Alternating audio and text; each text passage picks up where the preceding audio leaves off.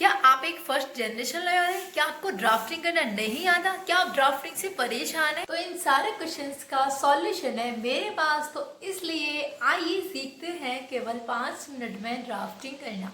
तो अगर आप एक फर्स्ट जनरेशन लॉयर हैं तो ये वीडियो आपके लिए है, क्योंकि इस वीडियो में मैं आपको बताने वाली हूँ ड्राफ्टिंग के ऐसे 5 स्टेप्स जिन्हें फॉलो करके आप अपनी ड्राफ्टिंग को बहुत अच्छा कर सकते हैं। So hello everyone, welcome back to my YouTube channel law study with दीक्षा।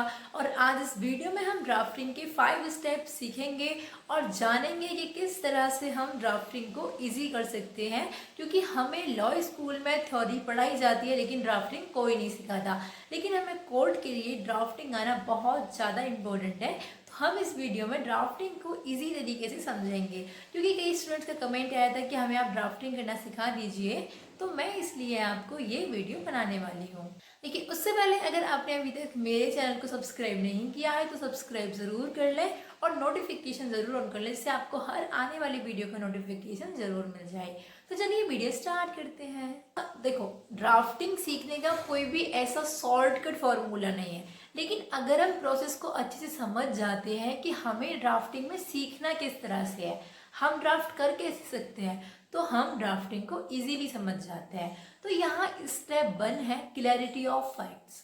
जो भी हमारा केस है, जो भी उसकी स्टोरी है, जो भी उसके फैक्ट्स हैं, हम उन्हें एकदम अच्छे से क्लियर कर लें कि उसमें हुआ क्या है, मैटर क्या है, उसके फैक्ट्स कह क्या रहे हैं, डेट क्या थी, इवेंट्स क्या था, नेम क्या थे, दूसरा जो पार्टी है वो कौन है, पहली पार्टी कौन है। तो हमें उस तरह से सारे फैक्ट्स क्लियर करने हैं और एक पेपर पे सबको नोट डाउन कर लेना है। और उसके बाद हमें जो उसमें सेक्शन है, जो उसमें केस अप्लाई हो सकते हैं, उस केस को हमें अप्लाई करना होता है। मैं आपको जो थ्योरी है, जो फैक्ट्स हैं, उन्हें अच्छे से रिवाइज करने के लिए इसलिए कह रही हूँ क्योंकि जब तक आपके फैक्ट्स क्लियर नहीं होंगे तो आप उसमें लॉ अप्लाई नहीं कर पाएंगे। आप सेक्शन कौन सा लगाएंगे आपको नहीं समझ आएगा। तो इसलिए आपको सबसे पहले जो है वो आपको फैक्ट्स क्लियर करने होंगे। जब आपके फैक्ट्स क्लियर हो जाएंगे तो आप अच्छे से ड्राफ्ट कर पाएंगे। तो इसलिए सबसे पहला जो स्टेप है वो है हमारा फैक्ट्स की क्लियरिटी। तो आपको उसे जरूर इम्प्रूव कर लेना है। अब हम बात करते हैं नंबर 2 की। नंबर 2 स्टेप है द फॉर्मेट। देखो, हर डॉक्यूमेंट का एक सवाल होता है, वो होता है उसका फॉर्मेट। जब तक आप उसको अच्छे से नहीं दिखाएंगे तब तक आपकी ड्राफ्टिंग में कोई मजा नहीं आने वाला। कोर्ट के रूल्स के हिसाब से आपको मार्जिन, आपको फॉन्ट और हेडिंग्स का ध्यान रखना जरूरी है, क्योंकि ये ड्राफ्टिंग के लिए मोस्ट है। अब देखो, चाहे सेल डीड हो या रिट पिटीशन हो, उसके लिए आपको सबसे पहले उसका फॉर्मेट बनाना अच्छे से आना चाहिए, तभी आपकी ड्राफ्टिंग स्ट्रांग होगी। आपको साइड पे स्क्रीन पे दिख रहा होगा, इस तरह का फॉर्मेट होता है जो स्टार्टिंग का होता है। तो आपको इस पे अच्छे से प्रैक्टिस करनी है, जिससे आप जिस भी कोर्ट में प्रैक्टिस करें तो आपके जो भी एडवोकेट हैं उनके लिए अच्छा लगे कि हाँ, आपको ड्राफ्टिंग करना आता है। अब इसके बाद हम जानते हैं नंबर 3 स्टेप के बारे में। अब नंबर 3 स्टेप है हमारा सिंपल लैंग्वेज।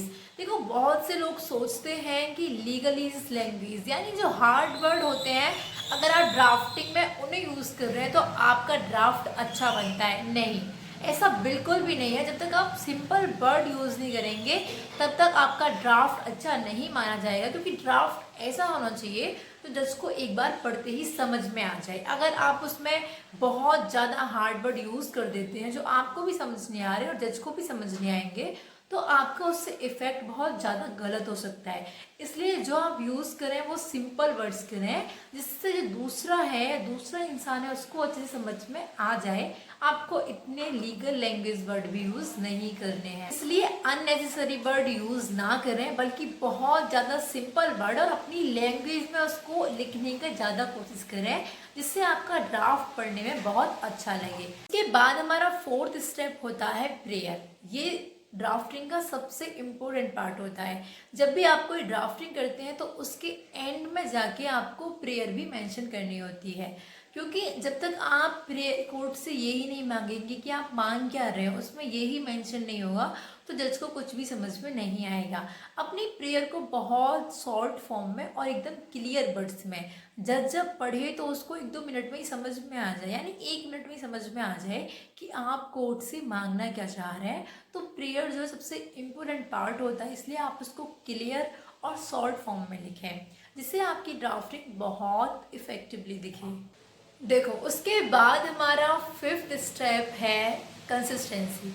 आप अगर स्टूडेंट हैं तो भी स्टडी के लिए आपको कंसिस्टेंसी फॉलो करनी चाहिए। आप अगर प्रिपरेशन कर रहे हैं तो भी कंसिस्टेंसी बहुत ज़्यादा इम्पोर्टेंट है। और अगर आप कोर्ट में प्रैक्टिस कर रहे हैं या आप ड्राफ्टिंग सीख रहे हैं तो कंसिस्टेंसी बहुत ज़्यादा इम्पोर्टेंट है। हर चीज़ के लिए कंसिस्टेंसी की मानी जाती है सक्सेस। तो आपने जिस भी चीज़ को सक्सेस बना मान रखा है, आप उसके लिए कंसिस्टेंसी ज़रूर फॉलो करें।